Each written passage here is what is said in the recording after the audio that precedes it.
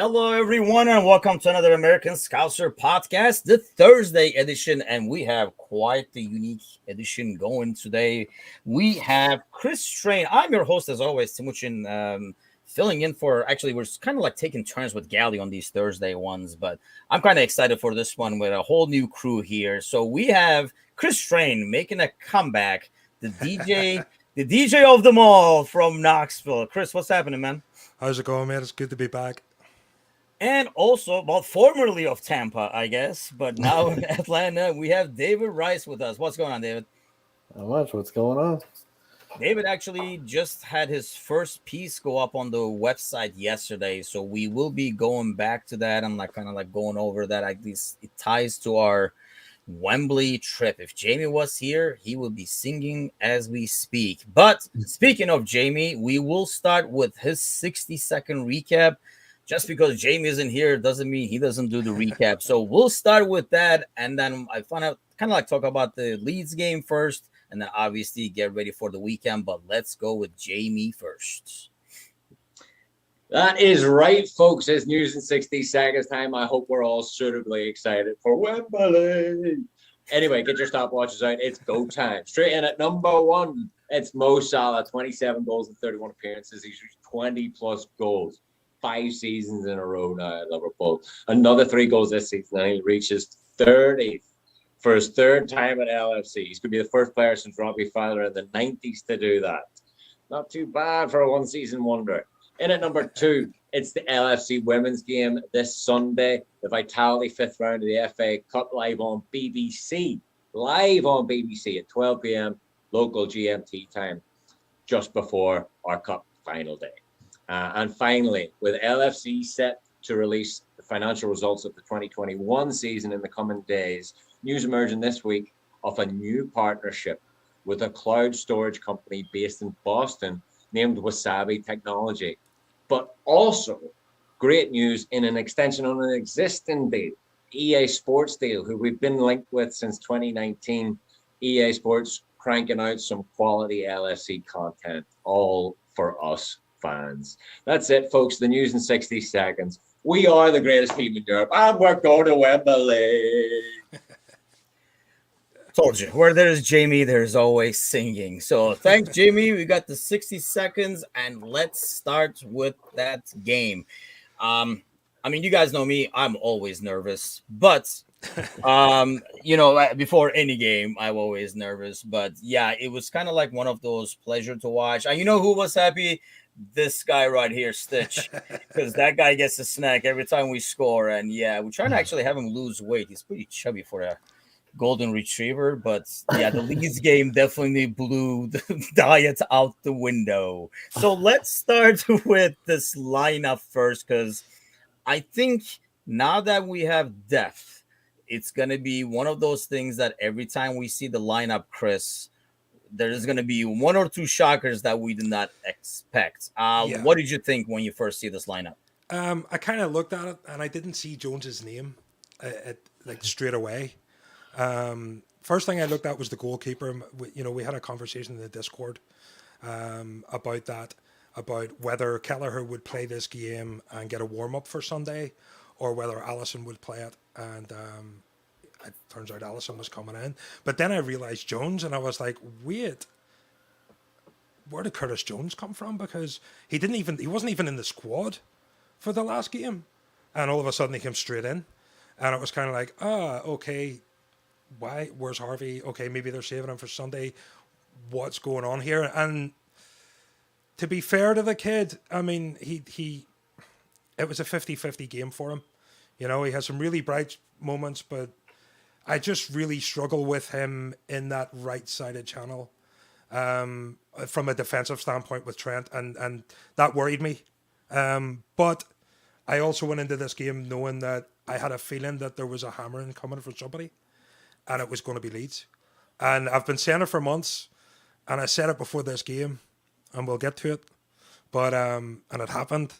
and I couldn't be happier. And I think a lot of people know what I'm talking about. But we'll get Yeah, there. we will get to that because that was, I think everyone Finally, was right? happy for a second for you. We thought you were going to buy a round, but then we were severely disappointed. Oh, yeah.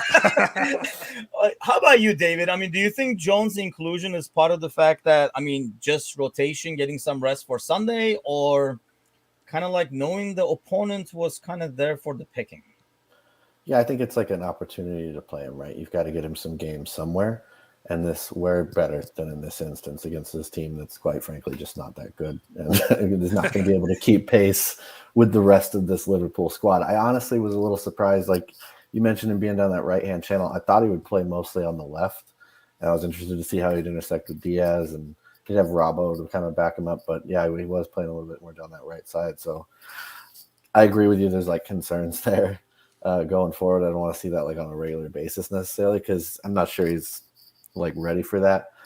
But I think, the one thing when I saw his name, I always think to myself is like, he must be training like a beast because that's the part we don't see. I haven't seen any other indication that he should be like in a match day starting 11 unless he's training like a beast.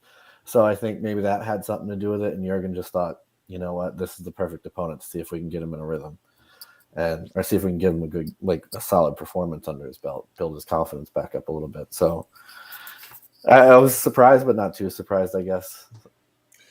Yeah, I think that was probably like when you look at the lineup. I mean, with the injuries, the front three, I kind of expected maybe one of them would be rested for like a Divock sighting. But I think, I mean, we'll talk about that as we go into the subs. But I almost felt like we kept them in there. I thought with the lead, maybe like they'll be coming off more. But I almost think like Klopp is trying to get them more used to playing with each other, and this was kind of like a good opportunity to do that, and that's maybe like one of those. I was actually shocked to see Matip in there again, so I don't know what that says for the final, but the humor behind that is, and that's what we're talking about. And if you're not in our Discord fan channel, why the hell aren't you? You should definitely join in. It's actually, if you go to our Facebook page, it's right on top. There's a link to kind of like join it. It's anything football, anything Liverpool, and there's some channels where we even talk like some movies and stuff like that. But one of the conversations when Matip came up was the odds for the first guy to score, and I did not know you were a betting man though, Chris, but you were all over that. Well, here's the thing, man. In Northern Ireland, when I lived at home in Northern Ireland, Saturday morning consisted of playing in my local league, finishing that game and heading to the bookmakers to do an accumulator, or as you guys call it here in the States, a parlay, where I would pick 8 teams from the 4 leagues, and it would be like £5, and I would bet on like 5 or 6 or 8 teams, and the odds would be ridiculous. Like the money coming back would be like 12 grand. I never won one. I was about to ask. Okay. But if you're not in, you can't win. So I just thought, hey, it's only £5, whatever. But gambling just became legal in Tennessee. So I don't normally bet on Liverpool to win. I think it's a jinx thing. I don't do it. The only thing I ever do is like a first goal scorer. And I've been saying for months about our man Joel, Andre, and I've been saying it for weeks that one of these days it's going to happen. Here it is. I've been posting this meme weekly and saying it's going to happen today. And yesterday I posted in the Discord. I said today is the day. Today's the day it's going to happen. And I put $10 on Joel Matip at plus 3,300 to score the first goal. Yeah, it was nice. Yeah, it was nice odds. Do you know what I mean? To score the first goal. I don't care that he didn't score the first goal. I just care that he scored it. Yeah. Because I just want to see I just love this guy. I just love everything about this guy. His whole demeanor, how he carries himself, just everything about him just oozes class, and he just seems like a really, really good guy. Like pointing back to the last game where he hit Hendo on the back of the head, and he's just one of those players that just seems so personable and someone you want to be friends with. And to see him I love to see a defender just charge, and I used to love Agger doing it, charge up the field and strike one from 40 yards, and 99% of them hit the top, the top of the cop, but there was that odd occasion where one would go in. And with Joel, it's a similar sort of thing where he just charges up that field, and he just seems to have that touch that you need to be able to connect with the likes of Mo Salah and Bobby Firmino and those players like Thiago that, he's kind of like the forgotten, you have this garage of fancy cars and he's the Bentley at the back of the thing that never gets driven very much. Do you know what I mean? But when you see it and you drive it, you're just like, oh my God, this is amazing. And that's what Joel Matip is. And honestly, like aside from it being like an awesome, like a cartoonish character almost that you just can't, even like when he screws up, you just can't be mad at him. It's like a cute little kid that you're like, oh, come on, and stuff like that. But I mean, Dave, I would almost argue that with an exception of a few games, he might literally be our best performing center back this year. Yeah, I mean, I can't even tell you how many times I probably rated him over Van Dijk, not against Virgil, but Matip has played such a key role. Like when he's in there, we're just so much better than when he's not. And that's not a knock on Konate at all because he's been very good. But yeah, Joel's just like a special player, and his ability to see the field, pass, keep it on the ground. It's a different skill set than Virgil a little bit. They're kind of a balance to one another. Virgil will ping that 45-yard ball out wide, and Joel's going to do all these other things. It's funny you mentioned Agger there. Yeah. The thing about Joel is he goes forward, but he's not selfish enough to just take that 40-yard shot most of the time. So he's always like playing it again and again. I was happy this time that it just set up perfectly for him to make that run, and then Mo just slips that ball perfectly onto his foot. Yesterday was like why you sing poetry in motion. You know what I mean? It was like the definition of the song. I was just watching it in awe. So. Yeah, it was, I think. So let's go back to the game, I guess. We had that scare in the beginning. I guess my biggest fear going into this game was obviously with the high line we play, and Leeds put James up top. They basically put that speed up top and was hoping for that long ball to chase. It wasn't a long ball. It was kind of like Ali doing his gamely scare before he kind of like picks up form again kind of deal. And aside from that scare, really, I know the goal that was chalked up with VAR, which obviously was clear offsides, but they did not pose too much of a threat, Chris. And it felt like the goal, like our goal was coming any second because they were just, I mean, I realize you got to play a certain way, and Bielsa does this all the time. Yeah. But sometimes, especially when your ass is about to get relegated, you just got to play to get points, right? Yeah, I think some teams, in a sense, maybe come to Anfield with this is a throwaway game mentality. And, I watched the Leeds United game a couple of days ago, and you could see the fight. It was there. And for the first sort of 20 minutes before we got the penalty, you could see the fight in Leeds. They were closing down well. They were getting in our faces. And, that mistake with Ali was kind of them with their own little sort of mini press that they do. But without the likes of Calvin Phillips and that in the centre of the midfield to shore them up, and they're so wide open. Yeah. And without that defensive, like it's Calvin Phillips is almost their Fabinho. And without him, they're very wide open in the midfield. And you could see that with how deep that Mane was dropping. He was doing the Bobby thing. Now, he wasn't quite finding the pockets as cleanly. Forshaw did a really good job in the first sort of 30 minutes of that game. And then I think it just, because we were just on them so much, I think he was the only player that really stood out for me in the Leeds game. The Leeds team was Forshaw. But yeah, just pressure after pressure after pressure. When you don't have that midfield and you have players like Thiago just floating around and just doing whatever the hell he wants, you're going to be in trouble.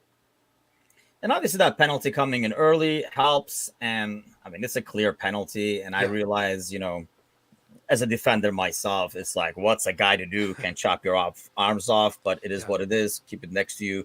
I know it looks lame when they do the sideways, like trying to block the ball, but that's how you kind of avoid it.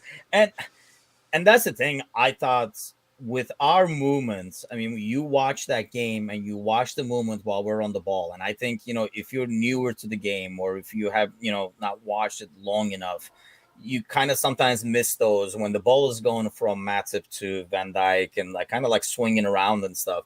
You see how like Thiago and like you say, I thought that was a huge step for Mane for playing that role compared to the last game. And I almost felt like that's why he was kept in there almost the entire game to kind of, learn that role and, keep playing it because we might have to do this in the final again. Or it might be something there's no guarantee that Bobby or Jobby will. Exactly. Will be fit, so the penalty goal obviously helps the cause, but you could just kind of like, as you were watching that game, as nervous of a guy as I am, because the game starts. I watch the game usually like pacing. Then you sit, then you lean back. So I was going through those phases after the penalty. I was able to sit and everything, but it's. Then we get that Matip goal, which was a perfect example of, what he kind of like brings. And I still think, regardless of who is available, teams at home, Dave, I feel like he's our best center back because of what he can do with the ball. And I think anytime we play at home against a team that we got to get a score on, it should always be him over Konate, right? Yeah, I mean, I would think so. As long as he's had the right amount of rest. I think there's one thing that we know about him is, I understand that like it's not necessarily his fault, but he's been hurt a lot over the course of his LFC career, right? So he's got to. I think the key thing with him is that he's got to just have the right amount of rest days. As long as we can fit him in. This year they're managing his playing time brilliantly, I think. If they can just keep doing that, we should be able to keep him in the squad, keep him healthy. And then, he's my first choice to go alongside Van Dijk until Konate, becomes a superstar Van Dijk type center back. But we'll see how long that takes. He's not there right now. I think Joel is the perfect combination for how we run our attack, for how we want to play, and for running that high line, which, they all – I love the criticism that we get about the high line as if it's not intentional. Like they're always in danger. Like this is the comments the commentators are saying. I'm like, they're actually not. Like they're not even that threat. I honestly think Allison does things like he did yesterday because he gets bored. He's just kind of like give himself something to do. Otherwise, people just forget about how awesome he is. That's a good point. I think like the high line always gets criticized. Trust me, it does not help my nerves, right? And especially these late flags, it only has made it worse. That's my biggest complaint. Don't even get me started on the late flags. But at the same time, it's kind of like a risk reward thing. It's funny you mentioned that because it keeps getting brought up every freaking game. And almost they're like, see, they keep doing this. They don't know what they're doing. They're straying forward or something like that. But so I think it was Jamie or Buzz in the comment section mentioned Thiago earlier.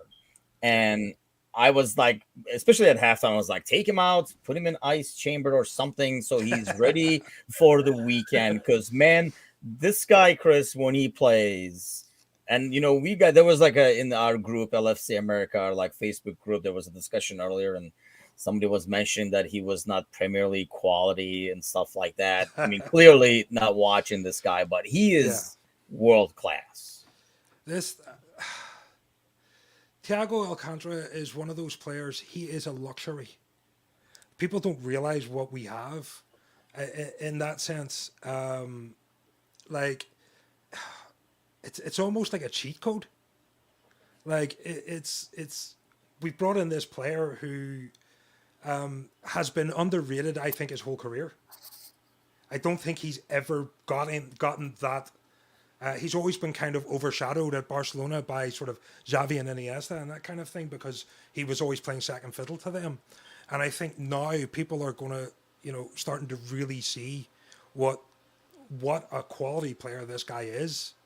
And, the fact that he was, battling with those players for those positions and then going to, Bayern and what he did at Bayern as well. Again, he hasn't had the greatest time with injuries, but when he's played and you see just the touches, the speed, it's the speed that he does things. And he does it so fast, you don't even realize he's done it. Like his ability to change direction and play a ball is so fast. We were talking about Dennis Bergkamp earlier on. he has that similar quality that he always has space. Like, even when there's 3 players around him, he just manages to just move the ball like 6 inches, and he's beat all 3 of them. It's weird. It's not like Genie, where Genie would like do a little step over and sort of battle his way through people. Like, Thiago just does this little move and kind of look, and everybody goes, it's almost like a boxing feint, you know, where he'll throw like the punch and they go, oh, and he just goes, dee, dee, dee, dee, dee, and just walks around and plays a 60-yard pass with the outside of his left foot right to the feet of Sadio Mane. And people just go, oh, because they play FIFA and they do that all the time. Have you actually tried to hit the ball, fit a football with the outside of your weaker foot? R1, man. I urge everybody, anybody listening or anybody watching, right? Just get a football, go into your garden, and try and hit it with the outside of your weak foot. And see what happens. And see how quickly you can get to hitting 5 of those in a row in the place you want it to go. And then you'll realize just how good Thiago is. You know? Like, I'm Tony Hawk on a skateboard, or Thiago Alcantara is that guy. Okay?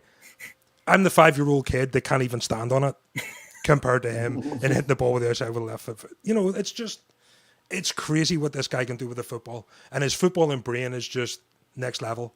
And he just takes us to the next level. And we're finally getting to see that. And people are starting to finally realize, because there was all the talk, he slows us down, he does this, and but no, he does not. Man, it's funny you say that, because you never see me play, leave alone hitting it with the left side, outside of my foot with the weak foot. I'm lucky to make contact, just one-legged player. Left was just to like stand on or lean on when I'm kicking with the right. That was pretty much it. But David Cosgrove says Thiago is my father, son, and Holy Spirit. That's why we love having Cos. On the guest channel there. So the second half, I mean, obviously the game is pretty much put to bed in the first half. Yeah. Are you shocked, Chris, that we did not make changes right away? I guess maybe we shouldn't be shocked because we know how Klopp operates by now, but knowing with the final coming up, almost like expected that to be changed somehow. Well, I think if you look at sort of those first 10 minutes of the second half, it was very passive in compared to the first half. You know, we were very in their face all the time, attack, and we kind of sat back for a little bit, and we didn't quite attack as hard. You know, we kind of sat back and sort of started to pick our moments, and I think that was just more an exercise. I think it's more of an exercise for Diaz, and to get him used to the team for Sunday. You know, so that little bit of extra cohesion going in, that keeping everybody out there together and keeping that rhythm. You know, and hopefully that can translate into Sunday, because we all know that. It's a rarity that Klopp will make a substitution before like the 65th minute. You know, I mean, expecting him to make a change at halftime is like expecting me to shave this beard. It's not going to happen unless you have to do it. You know, so it's I kind of expected that a bit more. I think give them a bit more, see how they can control the game a little bit, and then start to think about Sunday. Make sure the game is put to bed, and it was put to bed. So they made a few changes and came back a little bit, but I don't think it was anything more than an extra training exercise for us. And I think I forgot to mention, by the way, when that Matip goal happened, I think my first reaction was, and I even told my wife, I'm like, Chris has money on this. like instantly. And I think there were on Discord 4 or 5 messages from different people saying like, did you win? Did you win? Did you win? I think we were all hoping for like a free round next time we see you or something. But now we know we got to pay for it ourselves. So when the team kind of like goes it kind of was in a lull. I mean, Leeds knew the game was over. We kind of knew the game was over. And the play kind of showed it. And when you need a kick in the ass to people on the field, the ideal guy to bring on, Dave, is probably Henderson.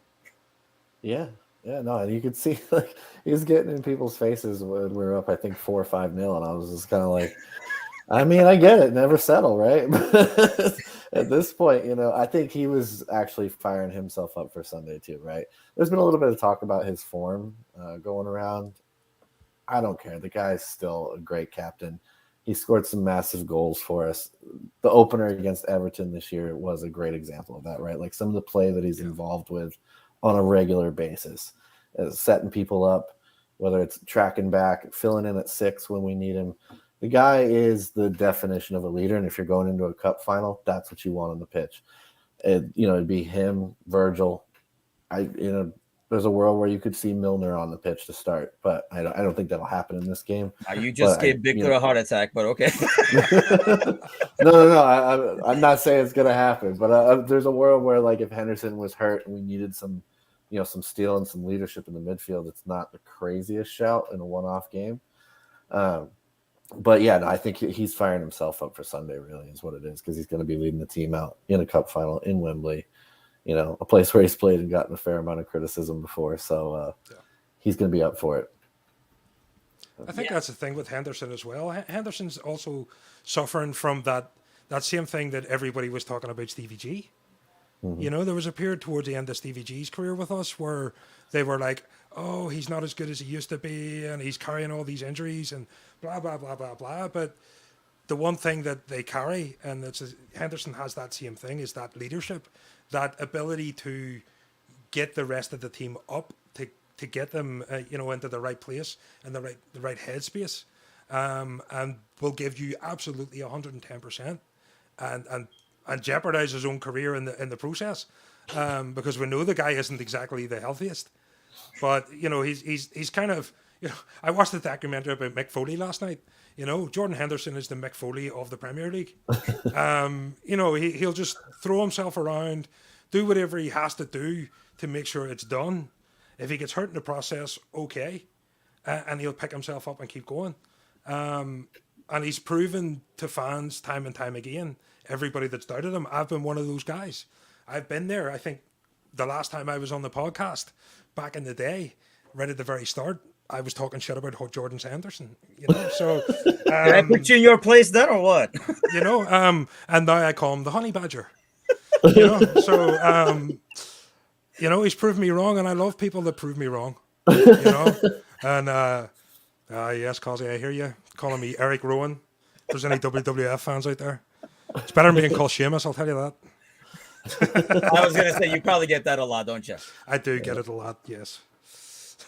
I think the thing with Henderson is, I've been kind of like, probably my favorite player right now, just because of the attitude, and he does not have, and he's totally different than Thiago. I think when he gets the ball, it's kind of like different. Like you're saying with Thiago creating space, I think that shoulder move he does, the anticipation of that gives him so much space. You can't get as close to him because you don't know which way he's suddenly going to change direction. Yeah. Henderson is a totally different type of player, but I think especially during the COVID games, not only like his leadership in terms of like what he does on the field, like you were saying, like being physically not scared of anything. Yeah. It's just his, how vocal he is on the field, how much traffic he directs on the field. He was literally coming on the game, and like Dave is saying, he was already barking stuff as he was coming in. And it wasn't like, oh, you're moving left, I'm coming here. He was just like yelling at people on his way in, and you kind of earn that too as a new guy. Like he's entering the game or screaming at people like, bro, we've been running here for 60 minutes. But he kind of like has earned that like that leadership role. And I just love the guy. He's by far like my favorite. Well, if you can see the games where he's not playing, if he's injured or if he's on the subs bench, he's never sat on the bench. He's always stood up, and he's always sort of semi warming up, semi shouting at people. Under the cover of, I'm just going to jog over here in the corner. The stuff could be happening up in the corner, and Robbo's starting to his lace, and Hendo's going, rah! But that's that's a leader. His career progresses. Yeah. That's a leader, though. Just becomes a coach who's on the sideline stretching, just barking out orders. Yeah. No, his golden line really changed the game. Obviously, that like passing movements with Mo, but I just like how the ball started moving a lot faster. He brought some urgency to the game just by his physical presence and his barking and everything like that. Yeah. And hey, man, this goal differential thing could be, you never know, could play a role. So those goals that we got 3 goals at the end.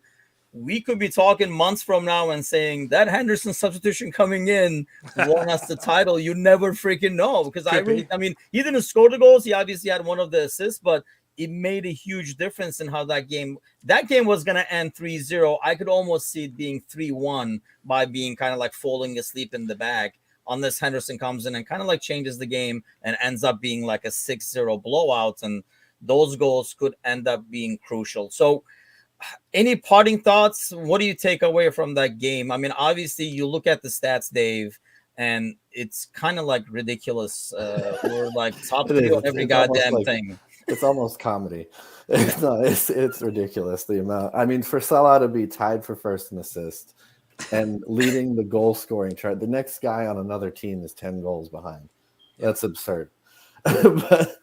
But no, I mean, like the result yesterday is massive. You brought up the goal difference thing in Henderson, and the first thing I thought was he's one of the only guys in the entire room that remembers the title race that was nearly decided by goal difference, right? It's like 13-14, it became this big thing so much that we had that like pressure cooker performance at Crystal Palace that went the wrong way. But you know, he can remember a moment where like, yeah, every goal mattered. And so, yeah, that's why he's pushing for 6. I love it. But that result is massive for that reason. We just never know. Between now and the end of the year, you know, or at the end of the season, it could be just a hodgepodge of results for us and City, like a mix, and you end up on the same point total. And then we're having this conversation about goal difference, and 6-0 is one that we'll all come back to and go, that was the moment we won the title. Like, you know, think about it in a way. Dude, mark your calendars. I'm telling you, we're going to talk about this shit. We're going to be like the Henderson substitution. Yes, sir. That's the one. Like, there's one person we haven't spoke about, and we have to talk about him. And it's Luis Diaz. Yeah. And he had a great game. Obviously, you know, that very early chance that Mane blocked, that was going in the top corner. It was definitely going in the top corner. Yes. But just the one thing that I just need to point out is to think that this guy has only been at this club for like 3 weeks is mind blowing. Yes. Like some of the interplay that he had with Robbo yesterday was absolutely insane. Like, there was no look passes, there was back heels, there was flicks. Him and Robbo look like they've been playing together since Hull. You know what I mean? Like, Luis Diaz must have been at Hull as an apprentice or something. And, you know, like, these guys knew each other in a previous life, because the way they've been interacting in every game they've played together so far, there was a little bit of miscommunication between Costas and Luis, but I think Costas is still learning his role with us, and he's just still starting to fit in, and he's not quite as versatile as Robbo is. But just it was just a joy to watch, and it was just sad that he didn't get a goal. But just some of the stuff, some of the flicks, some of the things he was doing, he was appearing on the right and doing just ridiculous things. And does it feel like, is it just me, like he's given a bit more leeway than when Mane was playing there? Because like I think Klopp, or is that him just kind of losing himself and like, holy shit, I'm on the right now, and then like getting back? No, I think Klopp actually said in an interview that he said they've just given him instruction to attack. They haven't tried to bog him down with the defensive duties that Mane's a bit more structured with, and would be a bit more restricted by. But they're just giving him free rein to just go for it, because that's how they're going to get the best out of him. There's no point. Robbo's a strong defender, and usually has that extra addition of Virgil and a stronger sort of midfielder on that side. So, he's been given a bit more free rein to just go for it and do his thing. And I fucking love it. It's been awesome to watch. I think the thing that allows him to have that freedom, though, is being able to play with players like Mo, like Sadio, who you know are going to do the work, who have been in this system and just know where people need to be. And if they see him wander, it's like, okay, shift this way. You know, that understanding of everybody else on the team gives him this space where he can just explore and find out what happens, basically. Because, yeah, I mean, I love the composure that he has, the confidence to just try this stuff. And you see just the mounds of skill this kid has. It's going to be exciting when he actually just is fully embedded in the team.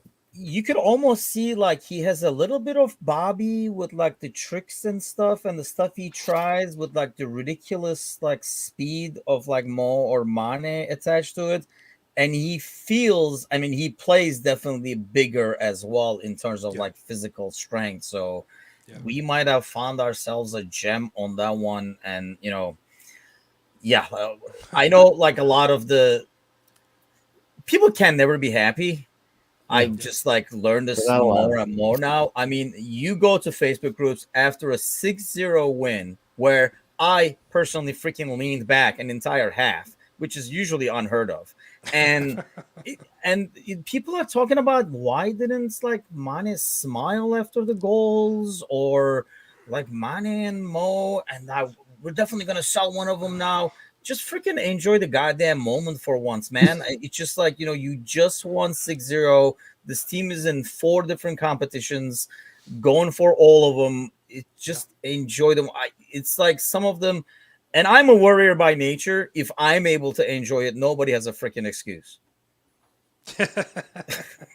Yeah, I mean, here's the thing. If you can't be happy after a 6-0 win, then I really don't have any time for you.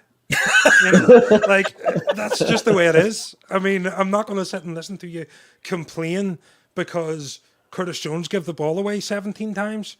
Like, who cares? We won 6-0. You know, if you'd given the ball away and they scored, okay, complain. But complain for 5 minutes because we won 6-1. You know what I mean? But if you're trying to find things wrong, I really question your reasoning for being a supporter. You're supposed to give yourself to the game. Do you know what I mean? Like, maybe I'm trying not to be preachy about this, you know, but I'm wondering, why do you want to be alive? Exactly. You know? Like, what's the point? What's the point if you're never going to experience joy ever? Yeah, exactly. YOLO. Yeah. Like, I've watched so many bad squads go out there. I'm wearing this shirt.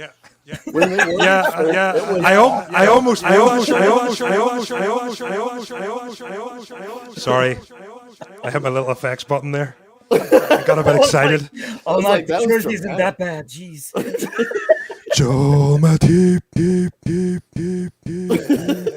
So he's the man. Talk about these competitions, by the way, and that will bring us to first of all, eventually to bad squads, and then, but initially to kind of like David's piece. And if you haven't read it, it just went on the site actually yesterday. If you go to AmericanScouser.com, it should be right on your home page. And one of the things that you talk about, actually, you kind of later on, and you're just aiming for a triple, which I thought was kind of like, you know, aiming low over there, Dave. But now that we're in the race, we can go for all 4 in terms of like winning trophies. And we have, obviously, you guys are newer to the podcast, so never talk to you guys about this topic. So wanted to kind of pick your guys' brain. So Dave, we'll start with you.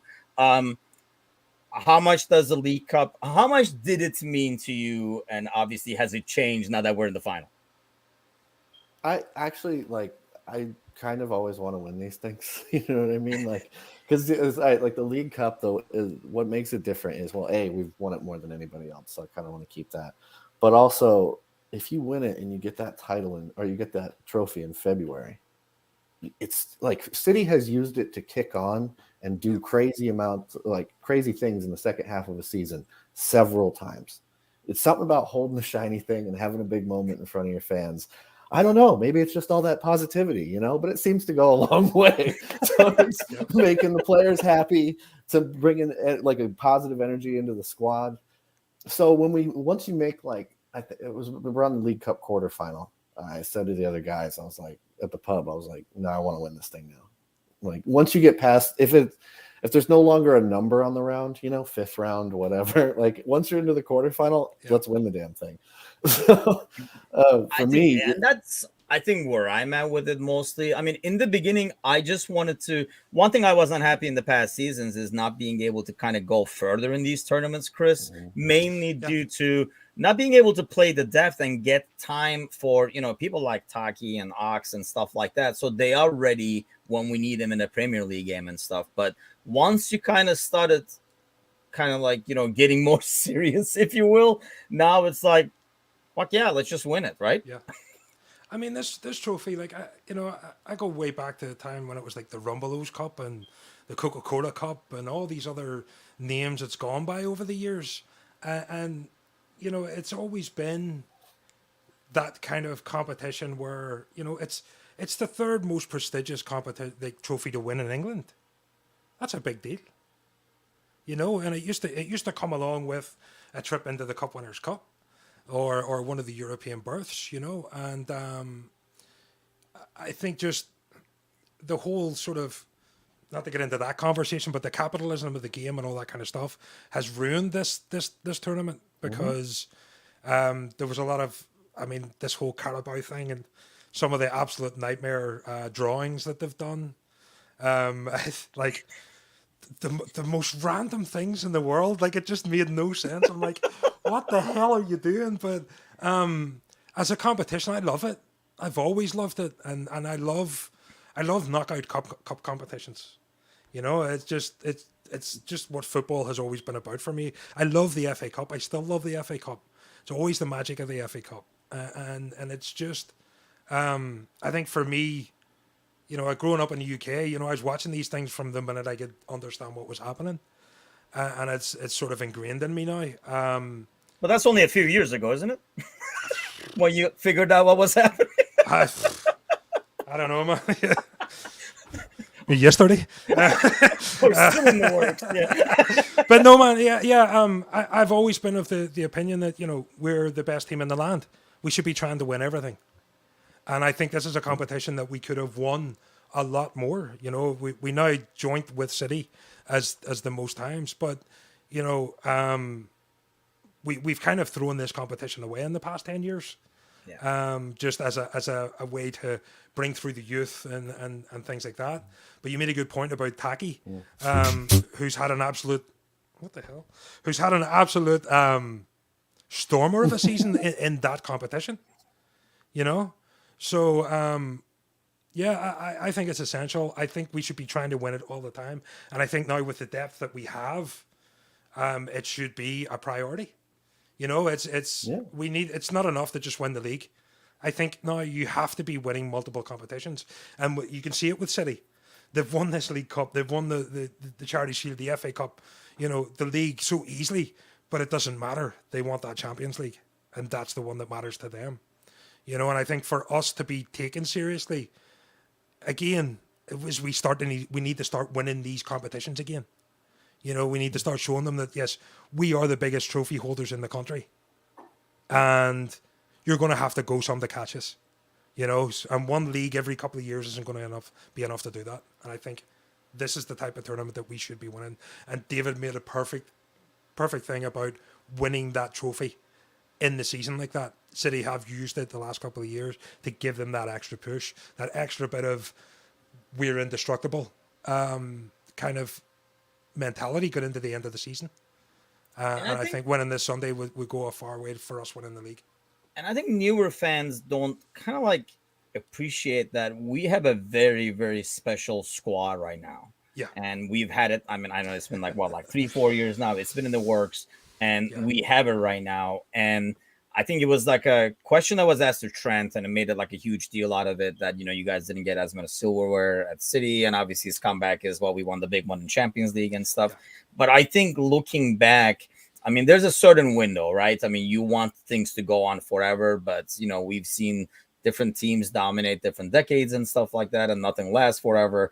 So you kind of, when we look back at this team, I'm going to be probably in my late 40s or whatever in 20 years or so, I look back and, think about this team.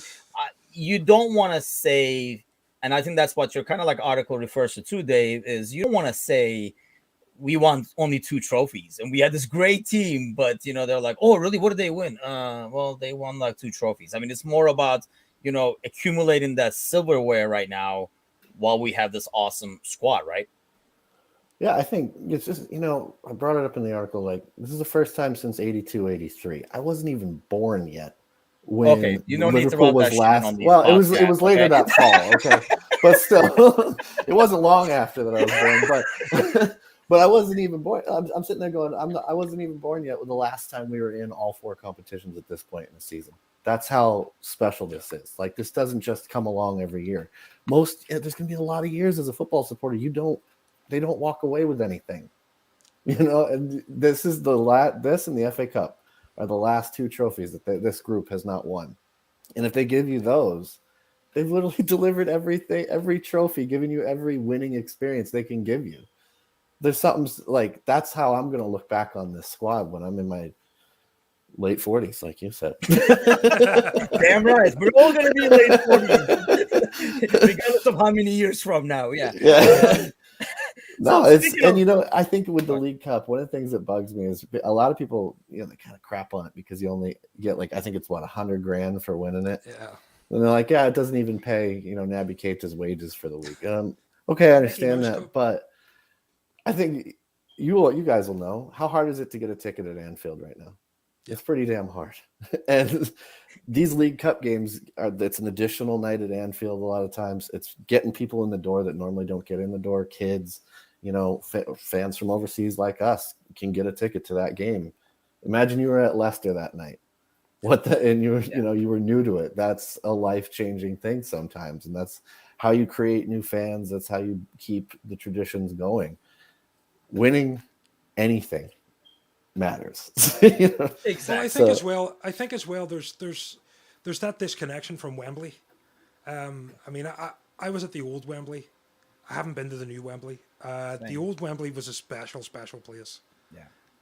And there were some very special games there that Liverpool were very much a part of.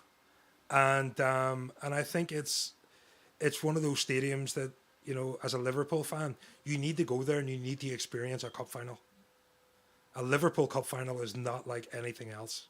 You just have to look at, Rome, Istanbul, all these places and what we do and what we're able to do in cup finals, and the atmosphere that's created through the city of Liverpool and throughout the fan base, going to that place, throughout the 80s, 70s and 80s, it was called our second home, So it's, for me, that there's still that magic of going to Wembley. And I've been there and I've experienced a cup final. And it's something I think every Liverpool fan needs to experience, and the more we can do that, the better. Yeah, my Wembley experience wasn't as pleasant. I saw England kick the shit out of Turkey in a national game, and then I watched another friendly. But it is the old one was a very special stadium, definitely. Yeah. So we were talking about how special the squad is. Just to give some perspective here, let's look at the squad. That back four by itself will keep me up for weeks. With Moreno on the left, Klein on the right, Lucas and Sacco in the middle. This was our Lucas at center back. Yeah, that's just scary. So let me take that away so we can sleep tonight. What do we expect? Chris, let's start with you in terms of your starting 11 for this cup final. What are you expecting? Well, we obviously know that Queven is going to go. So our back four, it's the question, is it going to be Joel or is it going to be Konate? I have a funny feeling, because Joel played Leeds, I think Konate starts against Chelsea. And I think that's with the thought that they do have injuries, so there is a likelihood that Lukaku's going to start. And I think that extra strength to deal with him. He's not really fussed anyway, so Konate gets a chance to maybe kick the shit out of him and not have any retaliation, which would be good. But I think the back four kind of, apart from that, speaks for itself. Midfield is the contention. I hope, Fabinho, Thiago, Henderson. Yes. I think that's the perfect balance. And I think just the way he played, sort of Thiago and Hendo in the Leeds game, kind of pointed that they will play together. to give them both minutes and everything else. So I think Fabinho's kind of one of those guys at the minute that's one of the first names on the sheet. He's our top scorer in 2022. Or has Mo clawed that back? I don't know if Mo clawed that back. He might have caught up. He might have caught Damn up. you, Mo. Well, he did give him 6 weeks to get ahead of him, so as Cosy pointed out. And so the front three, I don't think either Bobby or Jota will be fit enough to start the game. So I think it will be the front three again, and I think I'm hoping that Diaz can absolutely torture the life out of either Christensen or Azpilicueta or whoever it is going to be on that right side of the Chelsea defence. That's kind of my 11. Yeah, that's pretty much exactly what I have in mind too. I don't see, and I almost feel like Klopp does not see Jota or Bobby being ready to the extent he wants. And I think that's why we kept that three in there as long as possible to kind of get that, to get used to playing with each other, getting Mane experience playing in that spot and everything like that. Dave, what do you have in mind for the 11?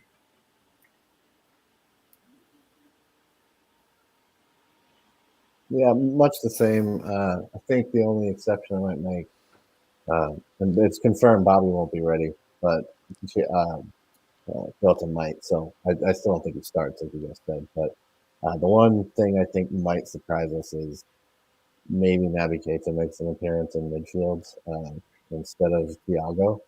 Naby has played well against Chelsea at times, and he's very experienced against them. He's been healthy.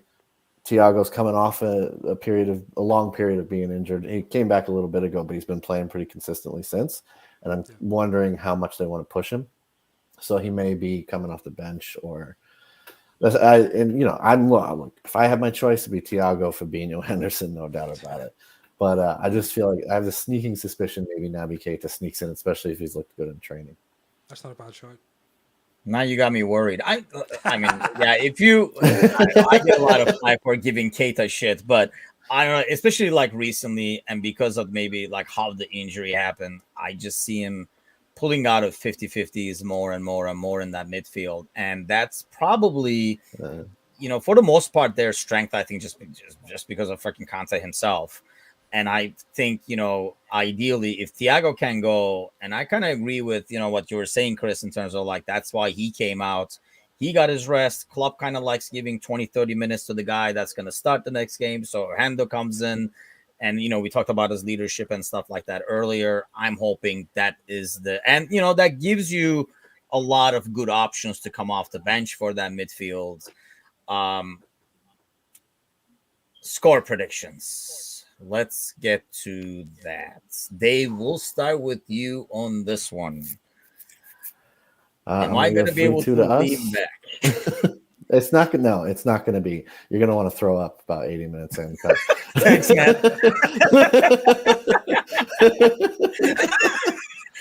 Sorry, no, we don't do these things easily. It's just not our style.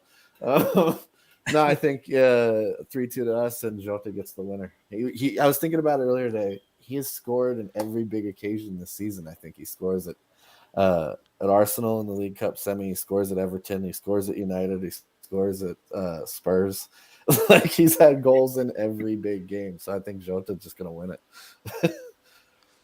He scored at Chelsea too. Now think about it. I don't like the throwing up part, but I like the result. What do you have, Chris? Well, it's just because you got to get to the bar so early, I actually think the form that we're in, the form that we're carrying into the game, compared to Chelsea's, they've been kind of hit and miss recently. They've all that sort of stuff going down with Lukaku. They have a few injuries that doesn't help them. Ziyech, who has been great for them in the last couple of weeks, is a big loss for them. Kovacic, he's been really good for them this season. I think he's a big loss for them. Him and Kante together have been quite strong, but I don't know. I just have this overwhelming feeling of kind of we're going to walk this 3-0. and it's going to be love you, man. It's Love it. I don't know. It just it's See, I Dave, kinda, this is what you should be doing. Like, putting me at ease. yeah, man. I don't know. There's just something about this team and just the way they're playing and the swagger, and even with the mistakes that have been happening. I mean, you look at the alley mistake. It was one little tiny mistake and then nothing for the rest of the game. Like, they literally had one chance and it was offside when they scored. There was nothing else the rest of the game. I think I wrote it down. Rafinha had a half effort in the 65th minute. Yep. That's it. Yeah. You know, these guys are playing, and Chelsea aren't exactly, you know, Chelsea are a great team when they're on form, but they've been so hit and miss. And yes, they're a decent cup final team, but I don't think this squad just has enough of the fight in them to just take on what we're bringing. And I think Luis Diaz as well, he's kind of an unknown quantity to them because they haven't got to see enough of him. And because he's playing a free role, how do you mark that? Like, how do you set up your team to defend against that? Because you're worrying about Mane and Salah, and then you're thinking, well, okay, well, Azpilicueta will cover him, and the next thing he pops up with a 1-2 with Salah on the right-hand side of the box. How are you going to compete with that? So, yeah, they have a lot of things to worry about, and it's one of those things where we're going to a cup final. I'm always confident in our team going to a cup final, you know, with the exception of the Madrid and that last City. Well, here's the thing, that last City game, you know, they won it on penalties. Yeah. You know, so even with that absolute nightmare of a team, we took them to penalties. You know? So, yeah, I think we're just hitting our stride at the right time. And this is usually the time of year we go on a mad run. So I think this is the time they don't want to play us. And I think they'll be a lot more worried about it than we will. I love hearing that, man. Well, you know who I feel sorry It for? will help me sleep Is Saturday Norwich. night. But I definitely don't have that. What was that, Dave? You feel sorry for someone? No, I was like, you know who I feel sorry for is Norwich. Because they just keep getting us. They've drawn us in the League Cup. They've drawn us in the FA Cup. They've lost to us twice in the league. They got to be so sick of the sight of us at this point. Yeah. And now we're in like peak form. They're just like, oh, great. What a nightmare. I know. I'm not as optimistic. I feel a 2-1 win still that optimistic, but yeah, not enough to kind of, you know. So Cosy pointed out something there, and it's something that does come up a lot, is penalties. And Cosy, Mr. Cosgrove, him of the bobby teeth, he posed the question, if it goes to penalties, who's your 5? Good question. So let's pick on Dave. Dave, why don't you give us your first 5? New guy, you go first.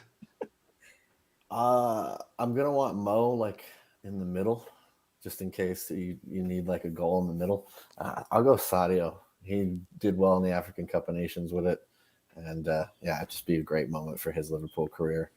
So I'll go Sadio or Jota. He did that in the League Cup semifinal. So you got to give us 5, man. You have to give us 5, man. I thought you were just saying who goes 5th. Oh, no.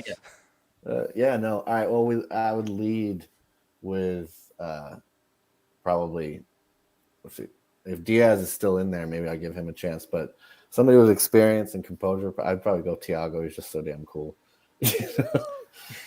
Okay. Nothing bothers him. If it's going to penalties, by then Milner is in, right? Yeah. So yeah, Milner's the last substitute. Yeah. Probably Fab, Fab's a good Mo, one. Mane, and I still think Mo is last.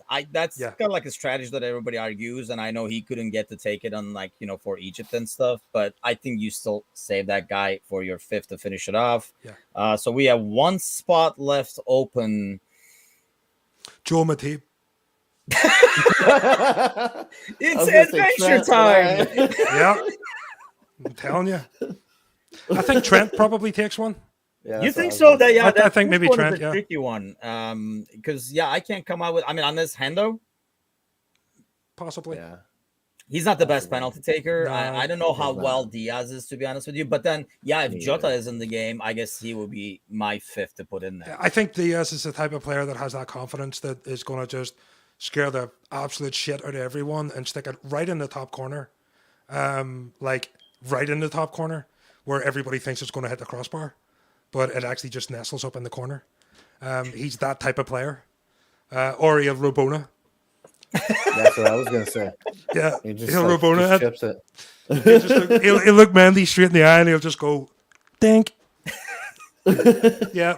Okay, we went from 3-0 to 2-1 to penalties. This shit ain't good. Well, we can play Kazi for the penalties. Yeah, I guess. Thanks, Kazi. Thanks for the optimism. Yeah. But yeah, let's hope Monday when we meet on Monday's podcast with the crew, we are talking about our first silverware of the season. 1 down, 3 to go is what I'm hoping. Not hope. title We is gonna will be talking about our first. We will be talking. Okay. See, I love the optimism. This is what we got to bring you on a lot more so I can sleep at night. Well, Dave, Chris, thanks a lot, guys. This was a pleasure. Thank you, guys. Thanks to all Thanks those for having me, listening. guys. Do all those sharing, liking, and all that kind of good stuff. And then we will see you guys again on Monday.